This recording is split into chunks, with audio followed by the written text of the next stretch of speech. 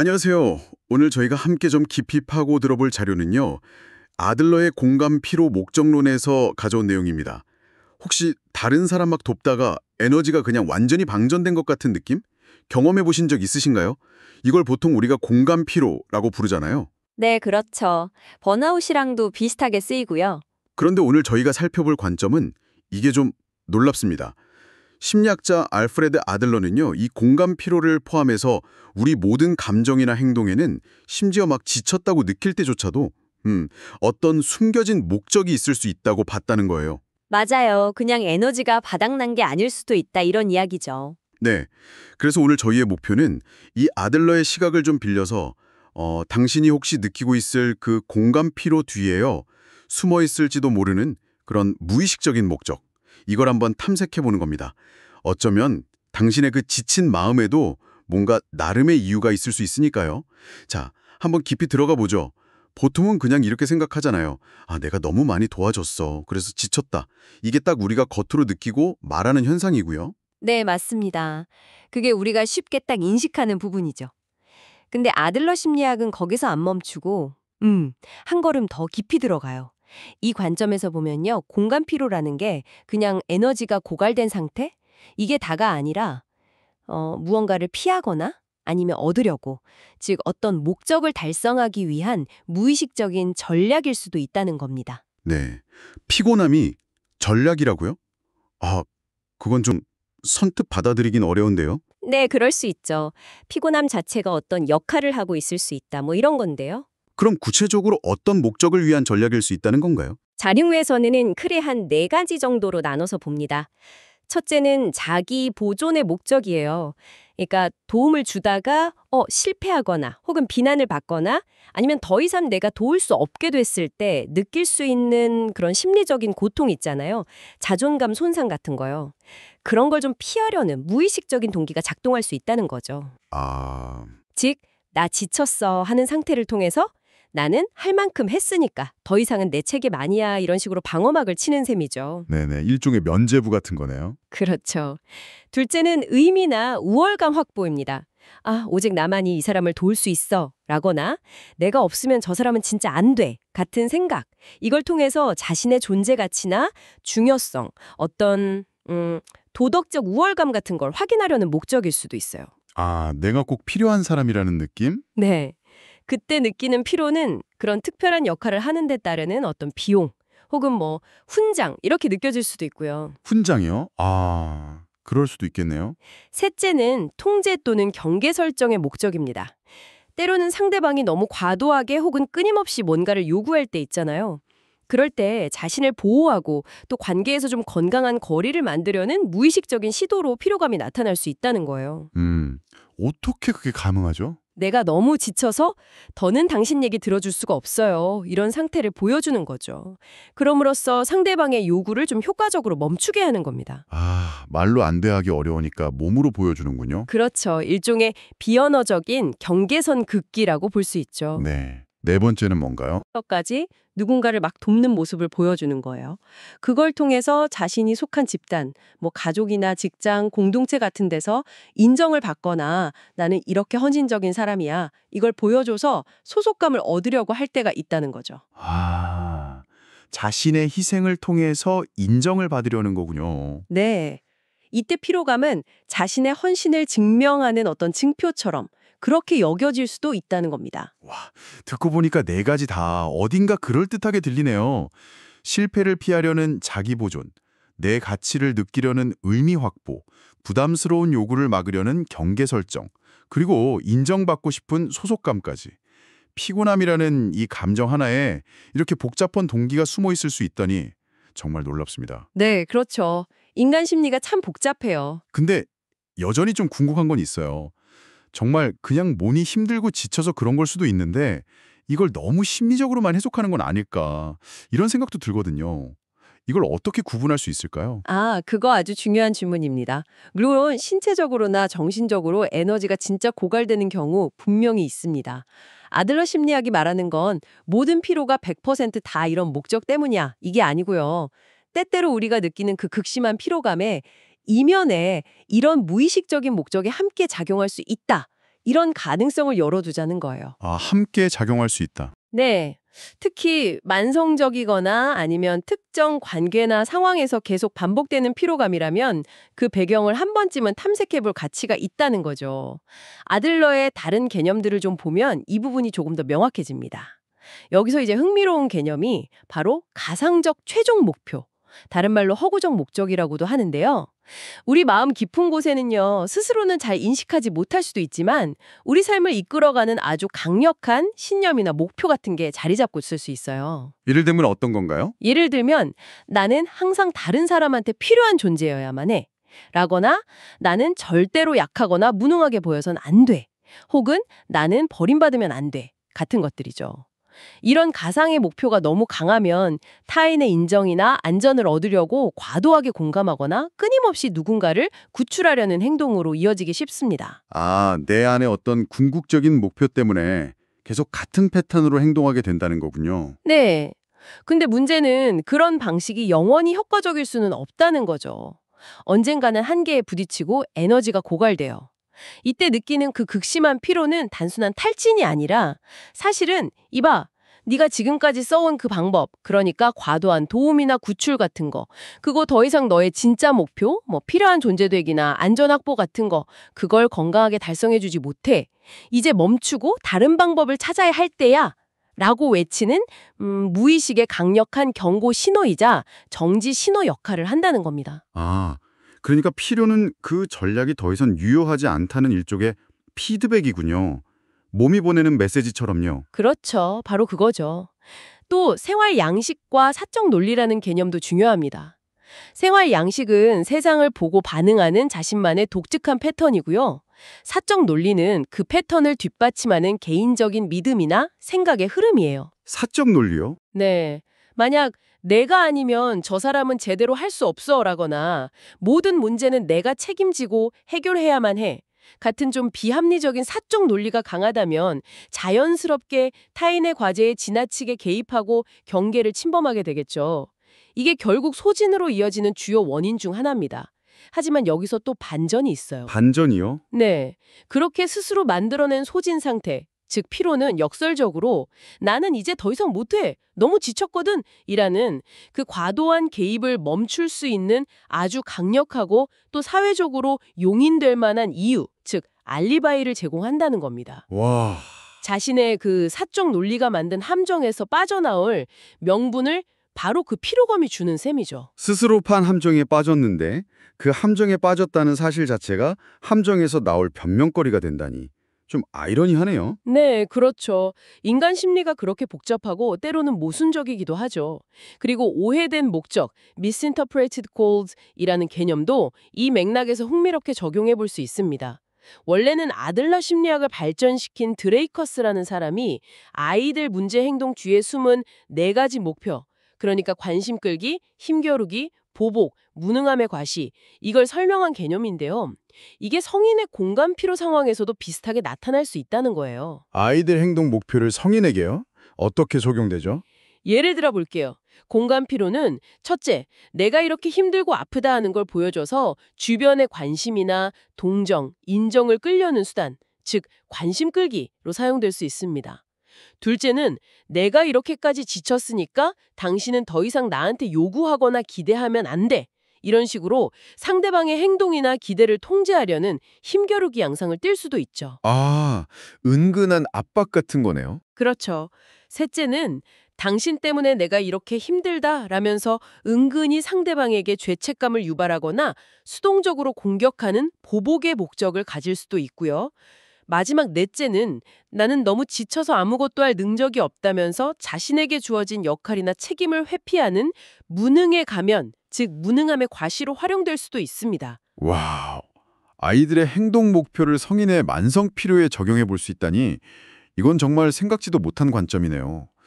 피곤함이라는데 이렇게 다양한 얼굴을 가질 수 있다니 조금 섬뜩하게 느껴지기도 합니다. 네, 좀 불편하게 들릴 수도 있죠. 마지막으로 안전장치로서의 기능을 살펴볼 수 있습니다. 어떤 과제를 수행하거나 관계를 맺는 과정에서 실패할 것 같은 두려움, 거절당할지도 모른다는 불안감, 혹은 피하고 싶은 갈등 상황, 이런 것에 직면했을 때요.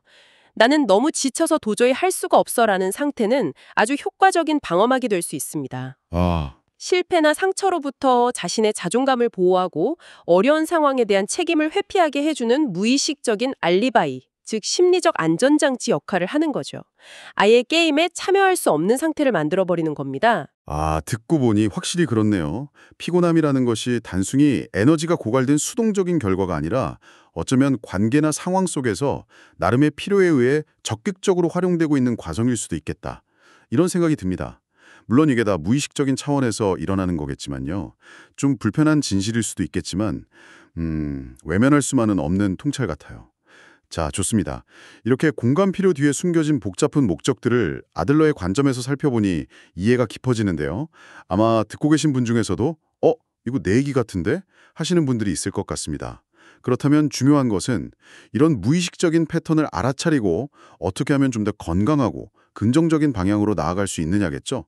이 자료에서는 아주 구체적인 7단계 로드맵을 제시하고 있다고요? 네, 맞습니다. 핵심은요, 공감 피로를 통해 무의식적으로 달성하려던 그 목적 자체를 부정하는 게 아니에요.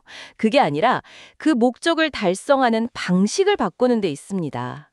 예를 들어서 구출을 통해 의미를 찾거나 지쳤다는 알리바이를 통해 자기를 보호하려던 그 에너지를요, 이제는 의식적으로 격려, 협력, 그리고 아들러가 궁극적인 건강의 척도로 강조했던 사회적 관심, 개만샵스걸필 있잖아요. 네, 사회적 관심. 네, 타인과 공동체에 대한 기여와 연결감 속에서 유익함을 추구하는 방향으로 전환하는 겁니다.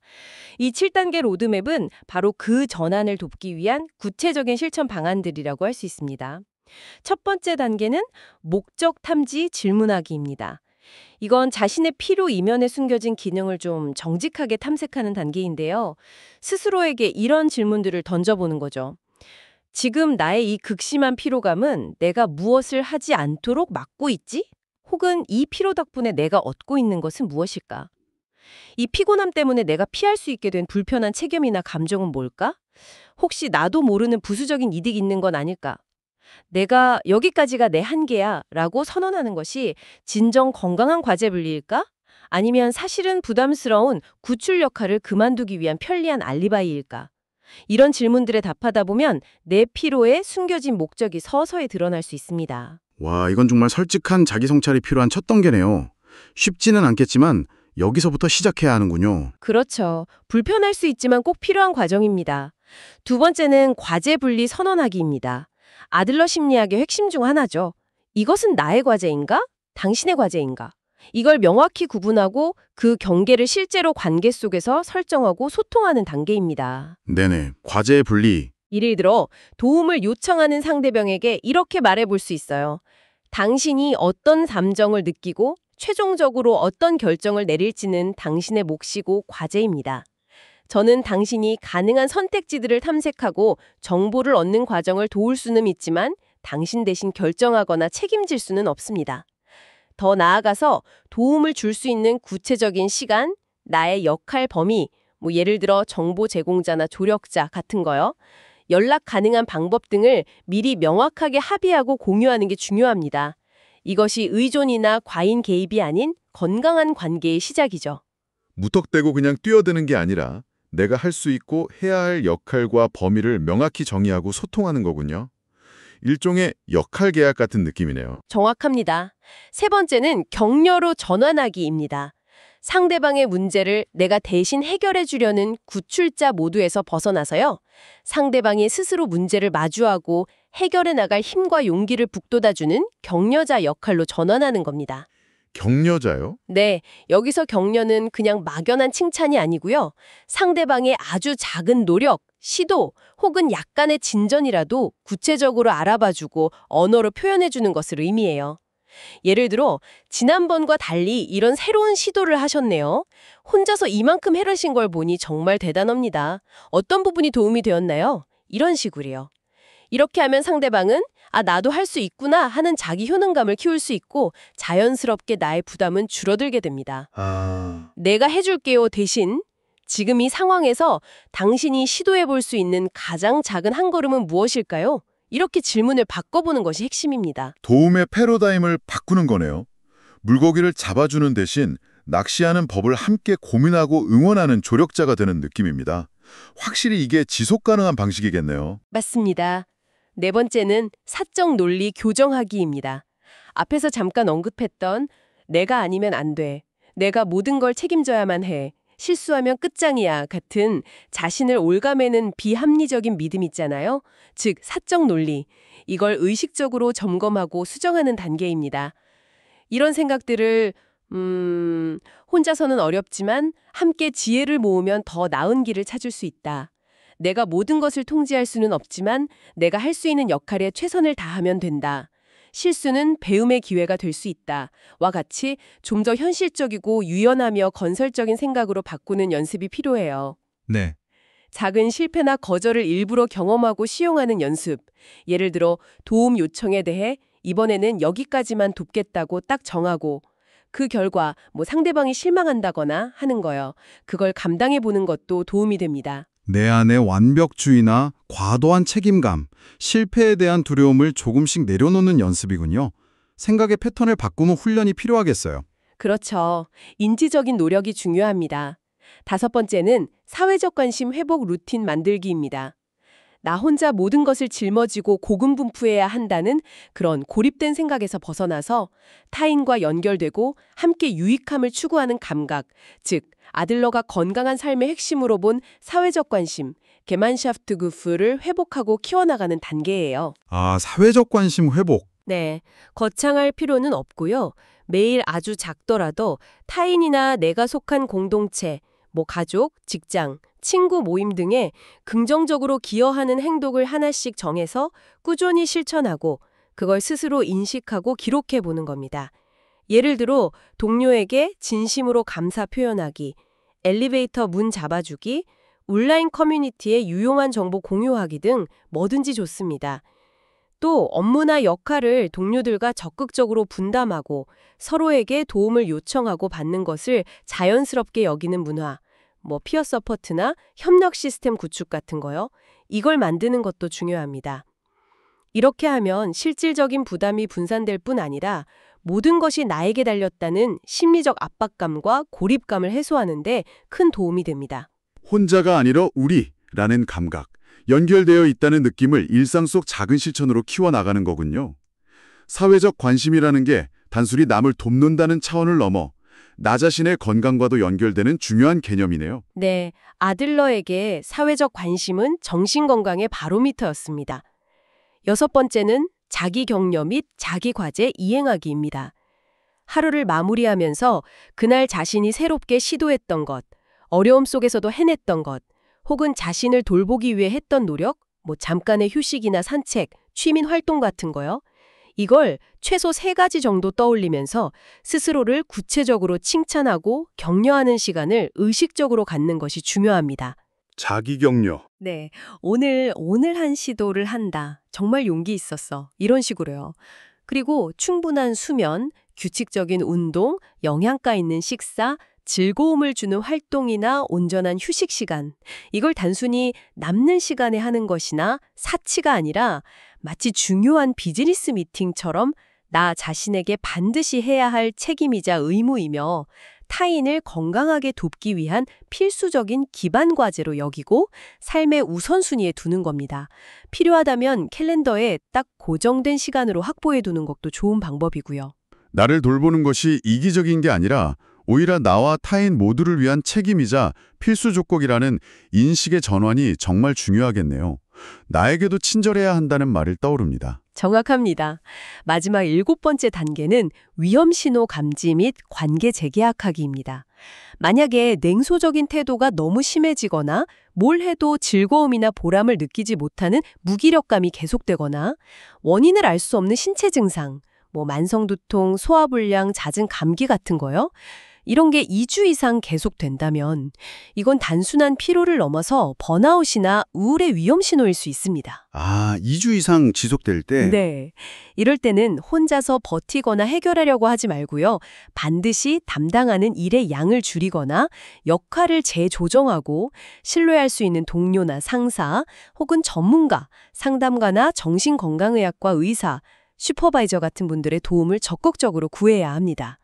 또한 특히 나를 지치게 만드는 특정 관계가 있다면 그 관계 자체를 점검하고 관계의 목적과 방식을 새롭게 정의하고 합의하는 과정, 즉 일종의 관계 재계약이 필요할 수 있습니다. 관계 재계약이요? 네, 기존의 일방적인 구출, 의존 관계나 불균형한 책임 관계가 아니라 상호 존중과 동등한 협력을 바탕으로 각자의 성장을 공동의 목표로 명확히 설정하고 서로의 역할과 기대치를 현실적으로 조정하는 대화가 필수적이라는 거죠. 이 7단계를 쭉 들어보니 공간 피로에서 벗어나는 길이 단순히 푹 쉬면 된다는 차원을 훨씬 넘어서는군요. 내 마음의 동기를 들여다보고 생각을 바꾸고 행동을 변화시키고 관계를 재정립하는 상당히 의식적이고 적극적인 노력이 필요한 과정이라는 생각이 듭니다. 당신에게는 이 7단계 중에서 어떤 부분이 특히 중요하게 느껴지시나요? 당신의 경험에 비추어 이건 나에게 꼭 필요하겠다 싶은 부분이 있다면 잠시 생각해 보시는 것도 좋겠습니다. 네, 그렇죠. 아들러의 관점을 통해 공간 피로를 분석하고 해결책을 모색하는 이 여정을 종합해보면 결국 이렇습니다. 우리가 느끼는 극심한 피로감의 이면에는요, 안전을 확보하고 존재의 의미를 찾고 상황이나 관계를 통제하고 어딘가에 소속되고자 하는 깊은 인간적인 욕구와 동기가 숨겨져 있을 수 있다는 겁니다. 피로 자체가 최종 목적이 아니라 이러한 근본적인 욕구들을 채우기 위한 때로는 좀 서투르거나 왜곡된 방식의 시도가 초래한 결과물일 수 있다는 거죠.